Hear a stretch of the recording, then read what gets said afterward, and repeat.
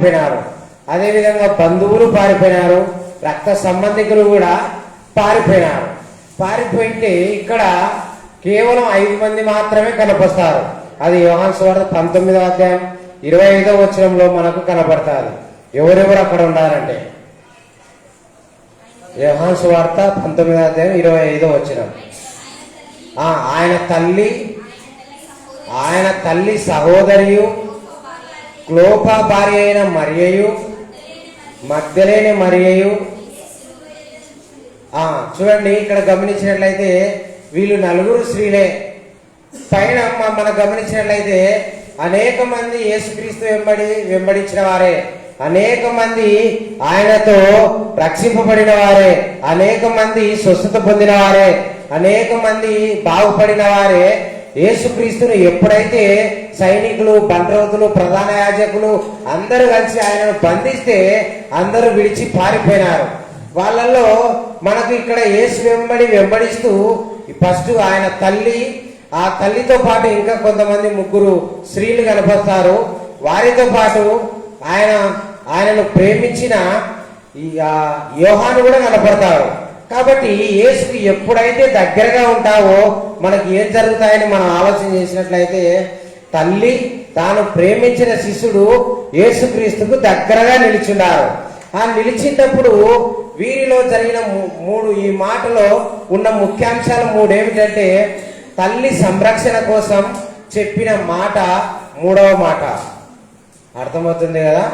తల్లి సంరక్షణ కోసం ఈ మాట పలికినాడు. తర్వాత తల్లితో పాటు శిష్యుని క్షేమం కోసం పలికిన మాట ఈ 3వ మాట. అదేవిధంగా రక్త బంధము, ఆత్మీయ బంధము కలిగిన మాట ఈ 3వ మాట. అర్థమవుతుంది? వ్యర్థమవుతుందే? అర్థమవుతుంది కదా? 3వ మాటలో చాలా అర్థాలు ఉన్నాయి. గంటలు అమ్మ, ఇది చిన్న మాట, చిన్న పదాలే గాని చాలా ఆత్మీయ అర్థాలు ఉన్నాయి. చూడండి, యేసుక్రీస్తు ప్రభువు వారు రక్త బంధాన్ని మర్చిపోలే, ఆత్మీయ బంధాన్ని మర్చిపోలే. ఈ 3వ మాటలు, ఈ 2 అర్థాలు మనకు కనబడతాయి. రక్త బంధము, ఆత్మీయ బంధము అనే మాట కలగలిపిన మాట ఈ 3వ మాట. అందుకే అమ్మపై యేసుక్రీస్తు శ్రమలో ఉన్న, వేదనలో ఉన్న జన్మనిచ్చిన తల్లిని మరవలే కదా. యేసుక్రీస్తు చివరి గడియలో ఉన్నాడు, శిలువలో తన ప్రాణాన్ని వదిలిపెడతాడు.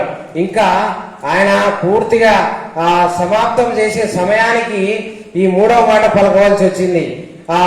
అందుకే శ్రమలో ఉన్న, వేదనలో ఉన్న తల్లి సంరక్షణ మరవలే.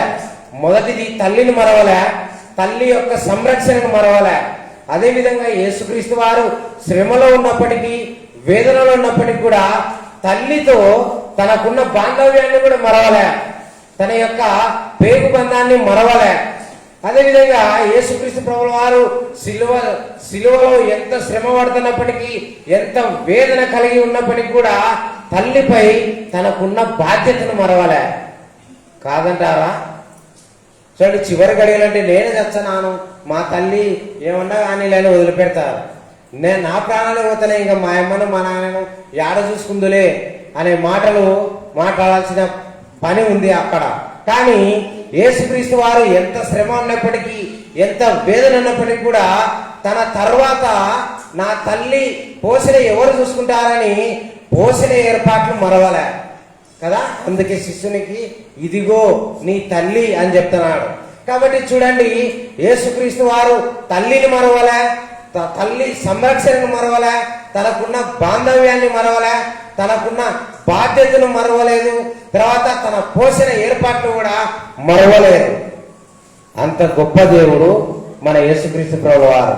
చివరిగా తన ప్రాణాలను అర్పించేటప్పుడు కూడా తల్లిపై ఉన్న తన బాధ్యతలను, తన యొక్క బాధ్యత మరవకుండా తన తల్లిని ఒక సంరక్షణకు తీసుకొని వెళ్తున్నాడు. అదేవిధంగా అందుకే చిన్న వయసులో మనము లోబడాలి, పెద్ద వయసులో బాధ్యత కలిగి ఉండాలి. నువ్వు నేను చిన్న వయసులోనే తల్లిదండ్రులకు లోబడి పెద్ద వయసులో వారి బాధ్యత కలిగి జీవించాలి. రెక్కలు వచ్చాయనుకోండి, తల్లి దగ్గర ఉంటుందా? ఉండదు కదా. ఎప్పుడెప్పుడు ఎగిరిపోదామా అంటారు. తల్లి ఒకవేళ నా దగ్గర ఉండమ్మా, నిన్ను ఎవరు ఎత్తకపోరు, లేకపోతే నా గద్దలు వచ్చి తీసుకపో అని చెప్తే గాన వచ్చినప్పటికి కూడా చీదరించుకోవడం. ఎప్పుడైందో మా అమ్మ అక్కడ ఉండమంటాది, తన దగ్గర ఉండమంటాది, తనతో పాటు ఉండమంటాది. అక్కడ ఏముండదు, మా పోషణ సరిగా ఉండదు, మాకు ఏమి దొరకవు అక్కడ. కానీ మా అమ్మ తన చెంతనే ఉండాలని చెప్పి ఎప్పుడెప్పుడు బయటకు పోదామా, విచ్చలవిడిగా తిరుగుదామా అన్నట్లుగా ఉంటారు. కానీ ఇక్కడ చూడండి, యేసుక్రీస్తు ప్రభువు వారు అమ్మ పట్ల యేసు తన ప్రేమను చూపిస్తున్నాడు. అంతేకాకుండా యోహాను పట్ల యేసు చూపించిన ప్రేమ ఏ విధంగా అంటే 26, 27 వచనంలో, శ్రమలో ఉన్నా కూడా వేదనలో ఉన్న యోహాను యేసుక్రీస్తు ప్రభువు వారు మర్చిపోయినాడా? అందుకే దగ్గర ఉన్నాడు. యేసుక్రీస్తు దగ్గర ఉంటే గన దేవుడు చూడని ఎంత బాధ్యత, ఎంత ప్రేమ చూపిస్తాడో కదా. యేసుక్రీస్తు ప్రభువారు మరి తిరుగుతూ ఉన్నప్పుడు ఆకలి వేసిన యేసుక్రీస్తు ప్రభువారు 5 రొట్టెలను 2 చేపలను ఏ విధంగా అయితే 5,000 మందికి పంచినాడో ఆ విధంగా యోహాను తనతో పాటు తింటూ ఉన్నప్పుడు తన యొక్క బాధ్యత ఎవరు అప్పచెప్తారు, ఎవరు చూసుకుంటారు, తనకు అన్నం ఎవరు పెడతారు, తనకు ఎవరు నీళ్లు కాగబెడతారు, లేకపోతే తన యొక్క ఆశ్రయం ఎక్కడా అని చెప్పి యేసుక్రీస్తు ప్రభువారు తను ప్రేమించిన, అందుకే చూడండి తనను ప్రేమించండి. యోహాను 12 మంది శిష్యులంటే యోహాను మాత్రమే యేసుక్రీస్తు ప్రభువారు తను ప్రేమించిన అని రాయబడింది. అందుకే ఇక్కడ మనం గమనించినట్లయితే యోహాను యొక్క బాధ్యత తల్లికి అప్పచెప్పినట్లే కదా. తల్లి ఉంటే ఏదన్నా కొదవంటాదా? ఏం కొదవండదు. తండ్రి ఉంటే అన్ని కొదవలే కనపచ్చాయి. తల్లి ఉంటే కన్నా ఏ కొదవలు ఉండదు కదా. టయానికి అన్నం వండి పెడతాది, వచ్చానే తిన్నావా లేదా అని, తినకుంటే వండి పెడతాది, ఉంటే పెడతాది కదా. స్నానం చేయమని చెప్తాది కదా. ఎన్ని బాధ్యతలు తీసుకుంటాది. ఏదన్నా కానీ కావాల్సినవి సమకూర్చాలని తాపత్రయపడుతుంటాది. ఎక్కడికన్నా బయటికి వెళ్తే ఇంకా రాలేదు నా కొడుకు, ఎక్కడ పోయినాడో ఫోన్లు చేయి అని చెప్తుంటారు కదా. కాదంటారా? తల్లి ఉంటే గన ఏ కొదువ ఉండదు.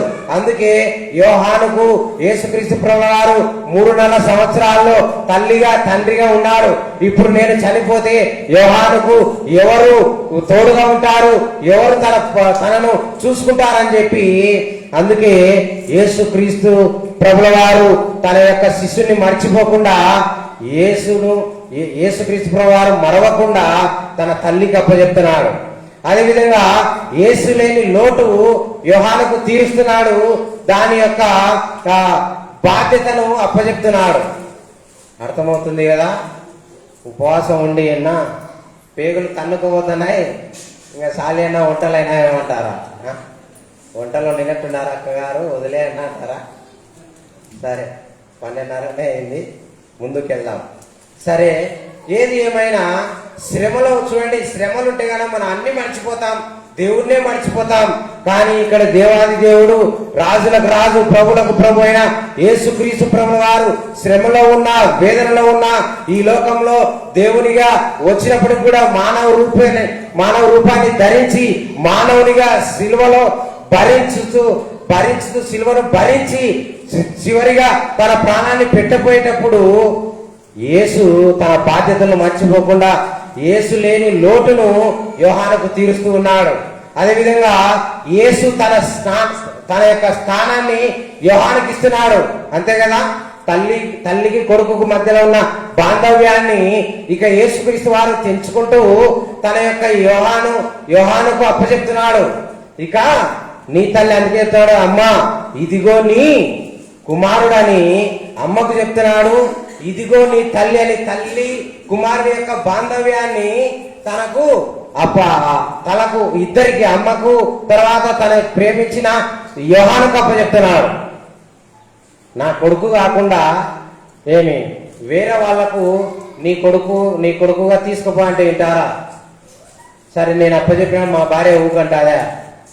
నువ్వు డబ్బులు సంపాదించిన బాధలే, నేను కష్టమో ఖాయమో ఉప్పు అమ్ముకొని కానీ నా కొడుకుని నేను పోషించుకుంటా పో అని చెప్తాది కదా. అంటారా అన్నారా? నేను కష్టపడి నాలో కనీసం ఉపాధి పనిపోయినా కానీ నా కొడుకుని నేను పోషించుకుంటాను, నువ్వే పోషించాల్సిన అవసరం లేదు పో అనే మాటలు మాట్లాడతారు కదా. కానీ ఇక్కడ చూడండి, తన బాధ్యతను ఇద్దరికి అప్పచెప్తున్నాడు. ఇంకా వారికి పోషణ సరైన రీతిలో అందుతూ ఉంది. ఇప్పుడు మనం ఏం చేయాలంటే కుటుంబ బాధ్యత మరవకూడదు. ఎన్ని కష్టాలు వచ్చినా, నష్టాలు వచ్చినా, ఇబ్బందులు వచ్చినా, ఇరుకులు వచ్చినా, ఎన్నో నష్టాలు జరుగుతుంటాయి కుటుంబంలో, ఎన్నో ఇరుకులు వస్తుంటాయి, అపనిందలు వచ్చాయి, అవమానాలు వచ్చాయి. మన మీద చెయ్యని తప్పులకు కూడా మన మీద నేరాలు మోపుతారు, చెయ్యని పనులు కూడా చేశామని చెప్తారు. అలాంటి లోకంలో బతుకుతున్నాం, అలాంటి స్థితిలో ఉన్నాం. ఒకవేళ మనం ఏదైనా కానీ మంచి చేద్దామని ఇచ్చగానే వాళ్ళు చెడే ఆలోచన చేస్తుంటారు. ఏ విధంగా మనల్ని ఇరికియాలి, ఏ విధంగా మనల్ని బాగా పెట్టాలి అని చెప్పి చూస్తూ ఉంటారు, ఎదురు చూస్తూ ఉంటారు. కాబట్టి వీటన్నిటిని మనము ముందుకు తీసుకొని వెళ్ళడానికి కుటుంబ బాధ్యత మరవకూడదు.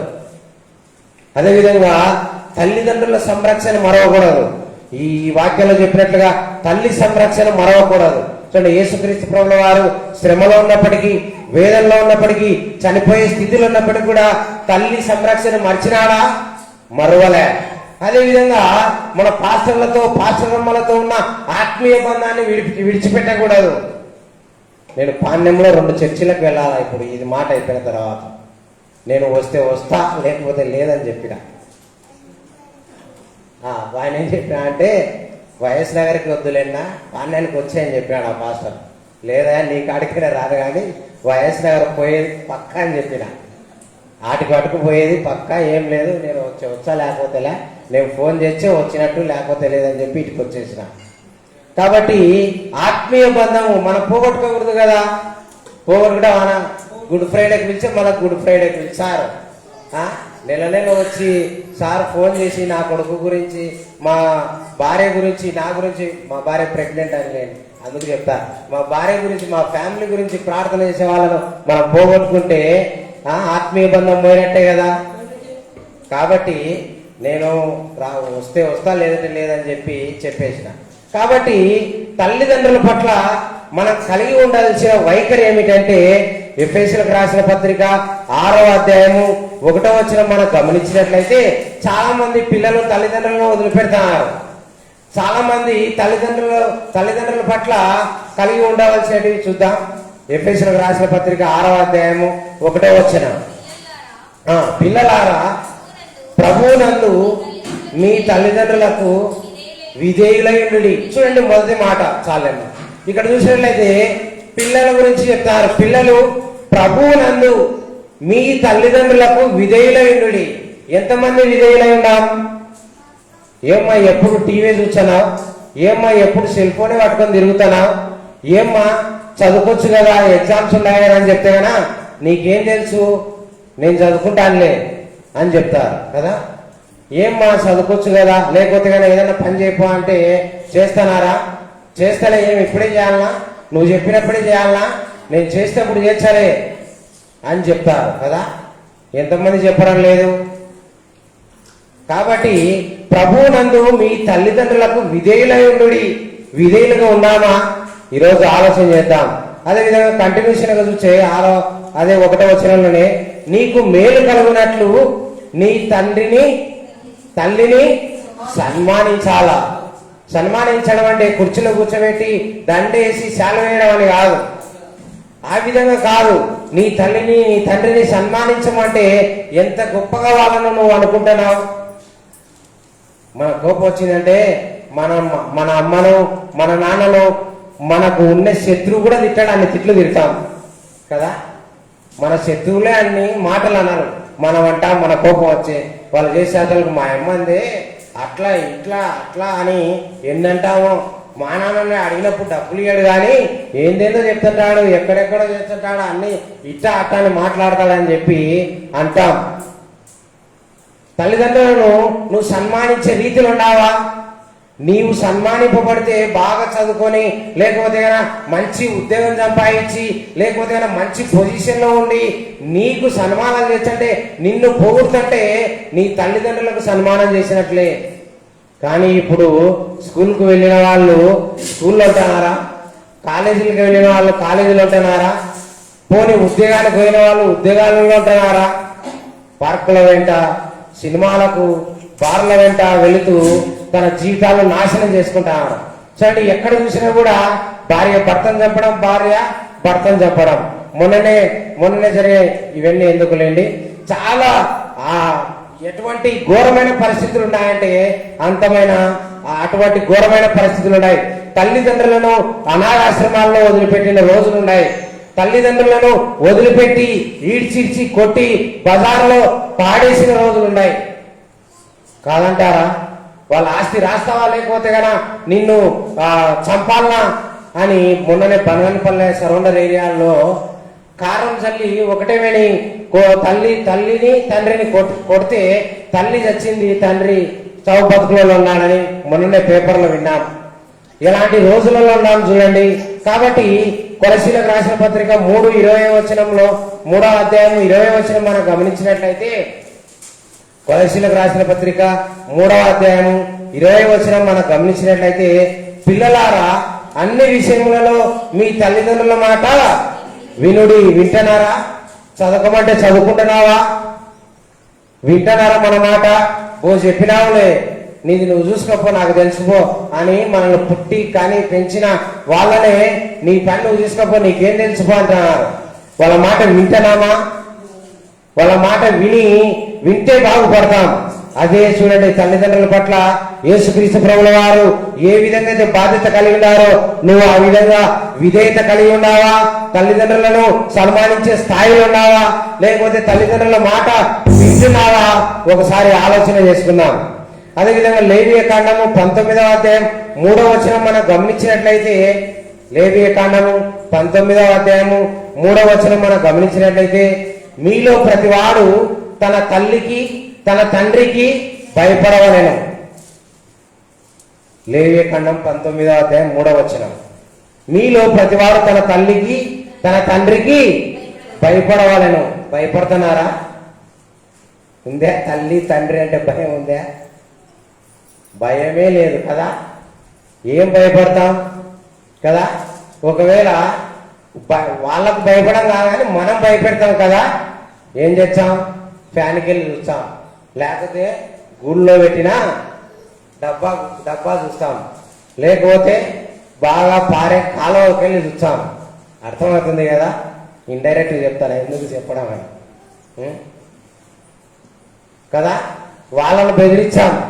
వాళ్ళని నువ్వు చచ్చే వాళ్ళకేమి 2 రోజులు ఏడ్చారు, 3 రోజులు ఏడ్చారు, వదిలిపెడతారు, అంతే కదా. అంతేనా? చూడండి, ఎలాంటి పరిస్థితులను వాళ్ళకు భయపడుతున్నావా? నీవు తల్లిదండ్రుల పట్ల నువ్వు భయం కలిగి ఉంటే కదా నీ జీవితం బాగుపడుతుంది. చివరిగా నీ తల్లి నిన్ను మర్చిపోవచ్చేమో కానీ, నీ తండ్రి నిన్ను మర్చిపోవచ్చు కానీ, నీ కొడుకులు నిన్ను మర్చిపోవచ్చేమో కానీ, నీ బిడ్డలు, నీ భర్త, నీ భార్య, ఇలా నీ స్నేహితులు, నీ ఆత్మీయులు, లేకపోతే నీ రక్త సంబంధికులు నిన్ను మర్చిపోయినా యేసుక్రీస్తు ప్రభుల వారు మర్చిపోరనే మాట ఈ 3వ మాట కదా. శ్రమలో ఉన్న, వేదనలో ఉన్న, దగ్గర ఉన్న తల్లిని ఏ విధంగా మర్చిపోలేదో, దగ్గరగా ఉన్న శిష్యుని ఏ విధంగా మర్చిపోలేదో, ఇప్పుడు నిన్ను నన్ను యేసుక్రీస్తు ప్రభుల వారు వదిలిపెట్టే ప్రసక్తే లేదు. నువ్వు దగ్గరగా ఉండాలి అంతే. ఎక్కడో దూరంగా ఉంటే కాదు, దేవునికి దగ్గరగా ఉంటే ఆయన మందిరంలో పాటలు పాడుతూ, ఆయన మందిరంలో వాక్యం వింటూ, ఆయన మందిరంలో ప్రార్థన చేస్తూ, ఆయన మందిరంలో వాక్యాన్ని ధ్యానిస్తూ చదువుతూ ఉంటే గాన దేవుడు నిన్ను ఎప్పటికీ వదిలిపెట్టాడు. నిన్ను ఒకవేళ నీ తల్లి నిన్ను మర్చిపోవచ్చు, వదిలిపెట్టవచ్చు. చూస్తున్నాం కదా. మొన్ననే ఎగ్జామ్ రాయనికే 10th క్లాస్ ఎగ్జామ్ రాయనికే ఒక పాప ఎగ్జామ్ రాయనికే వెళ్తే బాత్రూమ్ లోనే బిడ్డను కానీ చెత్త కుప్పలో పారేసి వెళ్ళిపోయిందంట. చూడండి, 10th క్లాస్ ఎగ్జామ్ రాసే అమ్మాయి బిడ్డకు తల్లి అయింది. ఆ అమ్మాయికి ఏం తెలుసు? చూడండి ఎట్లాంటి పరిస్థితులు ఉన్నాయో. కాబట్టి వాళ్ళే నిన్ను మర్చిపోవచ్చు, చెత్త కుప్పలో పరేయచ్చు. నీ తండ్రి నిన్ను మర్చిపోవచ్చు. నీ కొడుకులు కూడా నిన్ను అనాథాశ్రమాల్లో ఇంట్లో నుంచి బయటికి తరిమేయచ్చు. నీ భార్య నిన్ను సరిగా చూడకపోవచ్చు, నీ భర్త నిన్ను సరిగా పోషించకపోవచ్చు. నీ స్నేహితులు నువ్వంటే మాకు ప్రాణం రా, నువ్వు ఏదడినా ఇస్తావన్నప్పుడు, నీవు కష్టాలు ఉన్నప్పుడు, నష్టాలు ఉన్నప్పుడు నీకు దూరంగా ఉండొచ్చు, నిన్ను మర్చిపోవచ్చు, నిన్ను వదిలిపెట్టవచ్చు. కానీ యేసయ్య నిన్ను వదిలిపెట్టాడు. కానీ నువ్వు దగ్గరగా ఉండాలి. నా యేసయ్య నిన్ను మరిచిపోడు, నీ కుటుంబాన్ని మరిచిపోడు. ఎందుకంటే ఆయన వాగ్దానం చేసిన గొప్ప దేవుడు. ద్వితీయోపదేశ కాండము 31వ అధ్యాయం 6వ వచనం మనం గమనించినట్లయితే ఆయన వాగ్దానం చేసిన దేవుడు కాబట్టి నిన్ను ఎప్పటికీ ఆయన మరువడు. ద్వితీయోపదేశ కాండము 31వ అధ్యాయము 6వ వచనం, భయపడకుడి, వారిని చూచి దిగులు పడకుడి, నీతో కూడా వచ్చువాడు నీ దేవుడైన యెహోవాయే, ఆయన నిన్ను విడువడు, నిన్ను ఎడబాయడు అని వాగ్దానం చేసిన దేవుడు నిన్ను మర్చిపోతాడనుకుంటున్నావా? నిన్ను వదిలిపెడతాడనుకుంటున్నావా? నిన్ను ఎడారిలో నువ్వు ఒక్కరు ఉన్నట్లుగా నిన్ను నీ కుటుంబంలో వదిలిపెడతాడనుకుంటున్నావా? నాకెవరు లేరు, నాకు తల్లి లేదు, తండ్రి లేదు, అందరు ఉన్నప్పటికీ కూడా నేను ఎవరు లేని ఒక అనాథగా బతుకుతున్నావని ఆలోచన చేస్తున్నావా? ఈ రోజు నేను చనిపోవాలి, నాకు ఎవరు లేరు, తల్లి తండ్రి బంధువులు ఉన్నప్పటికీ కూడా నన్ను ఎవరు పట్టించుకోలే, నన్ను ఎవరు అర్థం చేసుకోవడం లేదు, నాకు చదవాలని లేదు, నేను బిజినెస్ చేసుకోవాలనుకుంటున్నాను, నాకు చదవాలని లేదు, పెళ్లి చేసుకుని హ్యాపీగా వెళ్ళిపోవాలనుకుంటున్నాను, లేకపోతే నేను చదవకుండా ఇంట్లోనే కుటుంబ మిషన్ పెట్టుకొని బతకాలనుకుంటున్నాను, లేకపోతే చీరల వ్యాపారం చేసుకోవాలనుకుంటున్నాను, లేకపోతే ఏదో ఒకటి ఉద్యోగం చేసుకోవాలని అనుకుంటున్నాను అని ఆలోచన చేస్తూ నా మాట ఎవరు వినడంలే, నేను చెప్పిన మాట ఎవరు వినకున్నారని చెప్పి ఈ రోజే నేను చనిపోవాలని ఆలోచనలు ఉన్నావా? నా దేవుడు నిన్ను వదిలిపెట్టేవాడు కాదు, నా దేవుడు నిన్ను మర్చిపోయేవాడు కాదు. చూడండి, సిలువలో తల్లిని శిష్యులు ఏ విధంగా మర్చిపోకుండా తన బాధ్యతను నెరవేరుస్తున్నాడో నా పట్ల దేవుడు ఆ వాగ్దానాన్ని నెరవేరుస్తాడు. నిన్ను విడువడు, నిన్ను ఎడబాయడని వాగ్దానం చేసిన నా యేసయ్య ఎప్పుడు నిన్ను మరచిపోడు.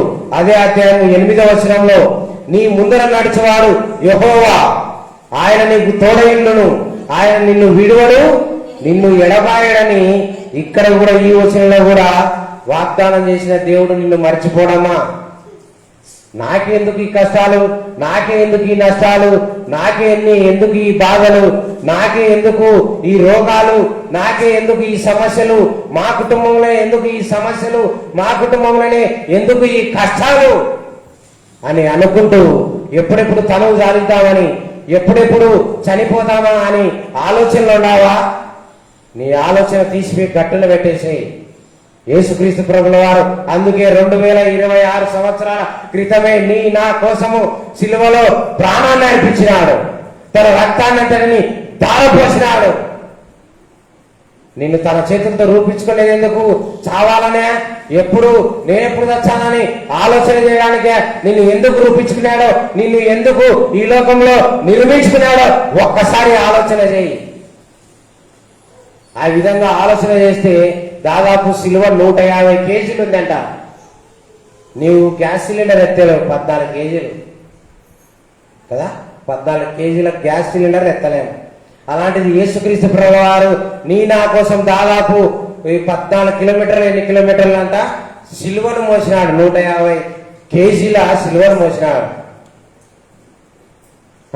నీ కోసము 2 చేతులలో మేకులు కొట్టించుకున్నాడు, నీ కోసము తన కాళ్ళల్లో మేకులు కొట్టించుకున్నాడు, నువ్వు తలంచిన తలంపుల కోసము తన తల మీద ముళ్ళ కిరీటం పెట్టించుకున్నాడు, పక్కన బల్లెపు పోటు పొరిపించుకున్నాడు, సిలువలో తన రక్తాన్ని అంతటిని ధారపోసినాడు. ఇంత గొప్ప ప్రేమ ఎవరుంటాది? తల్లిలో ఉంటుందా, తండ్రిలో ఉంటుందా, భార్యలు ఉంటుందా, భర్తలు ఉంటుందా, తమ్ముళ్ళు ఉంటుందా, అన్నలు ఉంటుందా, లేకపోతే కదా స్నేహితులు ఉంటాయా? ఎవరి దగ్గర దొరుకుతాదండి ఇంత ప్రేమ? మనము మన కొడుకుకో నిన్న ఒక వారం క్రితం అనుకుంటా, నాకు తెలిసిన ఫ్రెండ్ నేవీలో పనిచేస్తాడు, తనకు 2 కిడ్నీలు ఫెయిల్ అయి చనిపోయినాడు. చనిపోయింటే వాళ్ళ నాన్న కిడ్నీ ఇచ్చా అని చెప్పి ఆఖరికి ఇవ్వకుండా ఎవడిచ్చారా సచ్చితోడు సావనీలే అని చెప్పి చనిపోయినాడు ఆ పిల్లడు. పాపం ఇచ్చానులే నా కిడ్నీ ఇచ్చలే అని చెప్పి చనిపోయినాక బాధపడుతున్నాడు. చూడండి, ఇంకా మన బంధువులు స్నేహితులు ఎవరొకరు హాస్పిటల్ ఉన్నారనుకోండి, వాళ్ళకు ఒక ప్యాకెట్ రక్తము అవసరమైంది అనుకోండి, వాళ్ళ ద్వారా నుంచి మనం రక్తం ఒక ప్యాకెట్ రక్తం కావాలంట ఇచ్చామంటే గనా అన్నా, లేకపోతే గనా నాన్న మనకు ఎంత ఖర్చు అయినా పర్వాలే ఎంత డబ్బైనా పర్వాలే కొందామంటాడు తప్ప రక్తాన్ని ఈయనకి సిద్ధపడతాడా? సిద్ధపడతారా ఎవరన్నా? మన తల్లికో తండ్రికో లేకపోతే మన స్నేహితులకు బంధువులకు రక్త సంబంధీయులకు అవసరమైతే కొందామని చెప్తాడు తప్ప ఏమి నా రక్తం ఉందిలే నేను ఇస్తలే అంటారా? అటువంటి మోసపూరితమైన మానవ సరళిలో మనము జీవిస్తున్నాం. సొంత భార్య కావచ్చు, సొంత భర్త కావచ్చు, రక్తాన్ని ఇద్దాము అని ముందుకు రారు. చూడండి, తండ్రి ఇచ్చానులే నా కిడ్నీ సరిపోతుంది అని చెప్పి ఇచ్చామని చెప్పి ఆఖరికి చేతులు ఎలకలేసరికి ఆ పిల్లోడు ప్రాణాలే కోల్పోయినాడు. ఏం చేద్దామంటారు? సొంత తండ్రి ఇవ్వడానికి వెనుకబడిపోయినాడు. అలాంటి రోజులలో ఉన్నారు. కానీ యేసుక్రీస్తు ప్రభువు వారు నిన్ను విడువడు ఎడబాయడు అనే మాట సెలవిస్తున్నాడు. కాబట్టి మనం గమనించినట్లయితే యేసు శిలువలో అందుకే వేలాడుతూ అమ్మా ఇదిగో నీ కుమారుడు, ఇదిగో నీ తల్లి అనే మాట యేసుక్రీస్తు ప్రభువు వారు పలకాల్సి వచ్చింది. ఎందుకంటే నిన్ను నన్ను మరవని దేవుడు, నిన్ను నన్ను ఎడబాయని దేవుడు, నిన్ను నన్ను ఎప్పటికీ మర్చిపోని దేవుడు మన దేవుడు. అందుకే నీ నా పాపాల కోసం తన యొక్క రక్తాన్ని ధారపోసి సిలువలో ఎంతో మంది కించపరుచున్నా, ఎంతో మంది వస్త్రాలు తీసేసిన, ఎంతో మంది కొరడాలతో కొట్టిన, వస్త్రములు తీసివేసిన, ముళ్ళ కిరీటము ధరింపజేసిన, అపహాసం చేసిన, ఉమ్మి వేసిన, లేకపోతే రెల్లుతో తన తల మీద కొట్టిన, సిలువ వేసిన, యేసుక్రీస్తు ప్రభుల వారి మీద అబద్ధ సాక్ష్యం పలికిన, అనేకమైన నేరములు మోపిన తన యొక్క సహనాన్ని చూపినాడు తప్ప, ఓర్పును చూపినాడు తప్ప తిరిగి ఒక మాట కూడా అనలే.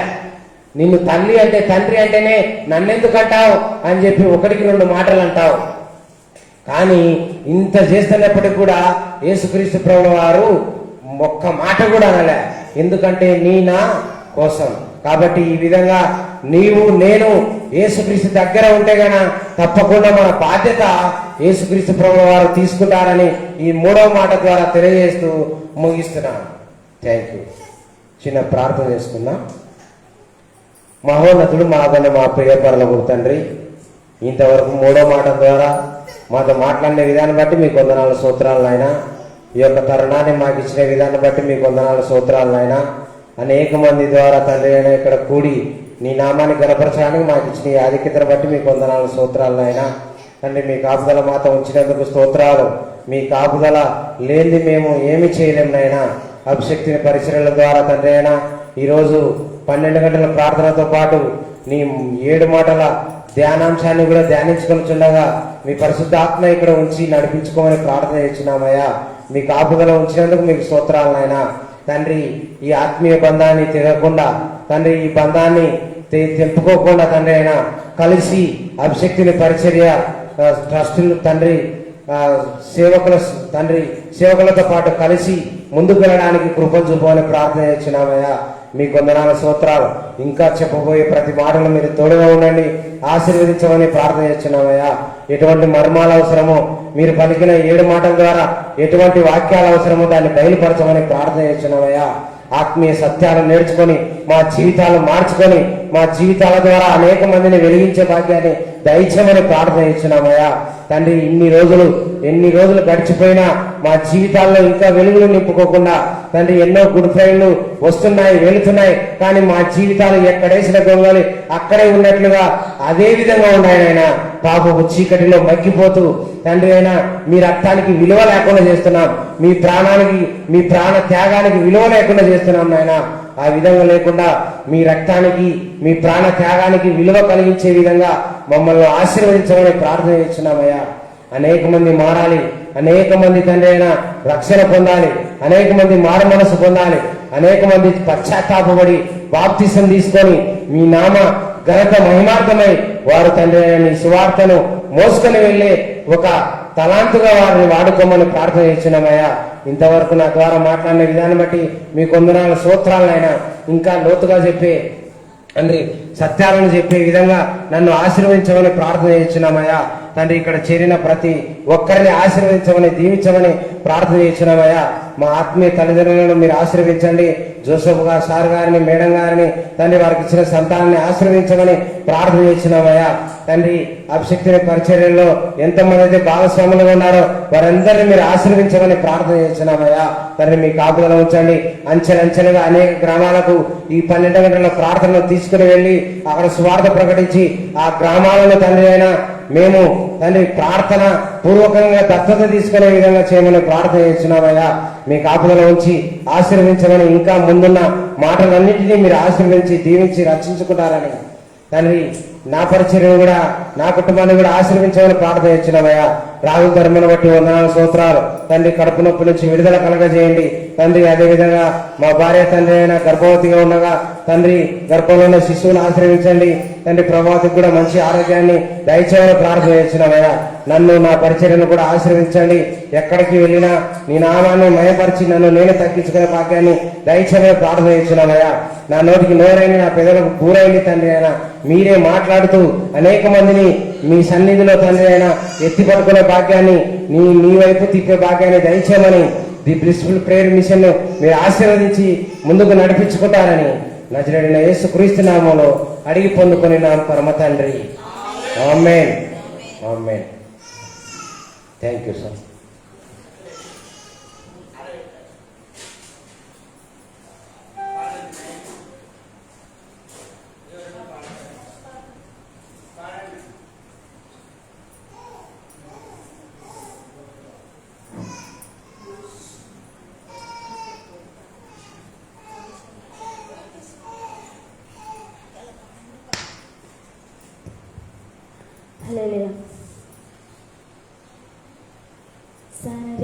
సరిరారెవ్వరు నా ప్రియుడైన యేసయ్యకు, సరిరారెవ్వరు నా ప్రియుడైన యేసయ్యకు. సర్వము నెరిగిన సర్వేశ్వరునికి సరిహద్దులు లేని పరిశుద్ధం. సర్వము నెరిగిన సర్వేశ్వరునికి సరిహద్దులు లేని పరిశుద్ధం. సరిరారెవ్వరు నా ప్రియుడైన యేసయ్యకు, సరిరారెవ్వరు నా ప్రియుడైన యేసయ్యకు.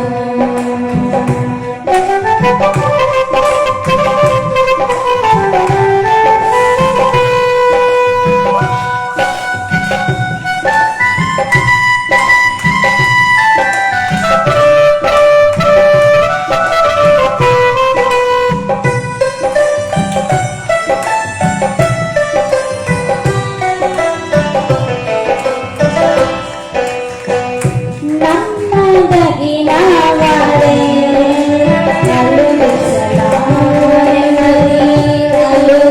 చేయువారే, నమ్మదగిన వారే నలుదిశలా మరి నలుగ చేయువారే. నా జీవితము జీవితమంతా అనుసరించినవే, నా జీవితము జీవితమంతా అనుసరించినవే. నాకే నిలువెల్ల సిలువలో నలిగి కరిగినాడే, నాకే నిలువెల్ల సిలువలో నలిగి కరిగినాడే. సరిరారెవ్వరు నా ప్రియుడైన యేసయ్యకు, సరిరారెవ్వరు నా ప్రియుడైన యేసయ్యకు.